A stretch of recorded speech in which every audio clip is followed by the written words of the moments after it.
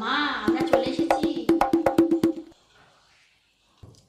বাবা, তুমি আইছো? সাথে করে কি নিয়ে আইছো? এসো বাবা, ঘরে এসো। আয় মা, ঘরে আয়।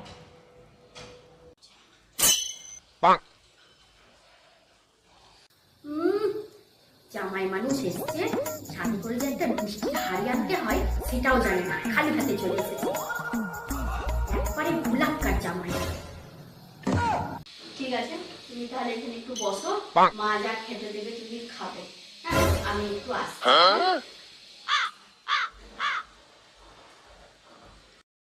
আচ্ছা, আমাকে যে মেয়েটা বসিয়ে গেল এখানটায়, মেয়েটা কে? এটা তো আমার বউ না। আমার তো বিয়ে হয়নি। আমি পাঞ্জাবি পরে। আসো জামাই বাবা, খেয়ে নাও। কি শাশুড়ি মা, এই জামা ষষ্ঠীর দিন এই আলু ভাজা, এই ডাল, মাছ কই, মাংস কই, ফল কই, এই একটা কলা দিয়ে হবে? আজকে জামা ষষ্ঠী, আজকে ডেকেছেন এই খাওয়ার জন্যে? তুমিও তো বাবা কিছু আনোনি, শ্বশুর বাড়িতে এসেছো, হাতে করে একটা মিষ্টি আনতে হয়। হ্যাঁ, সেটাও তো আনোনি। তাই আমি আলু ভাজা, ডাল আর ভাতই দিয়েছি, মাছ মাংস দিইনি।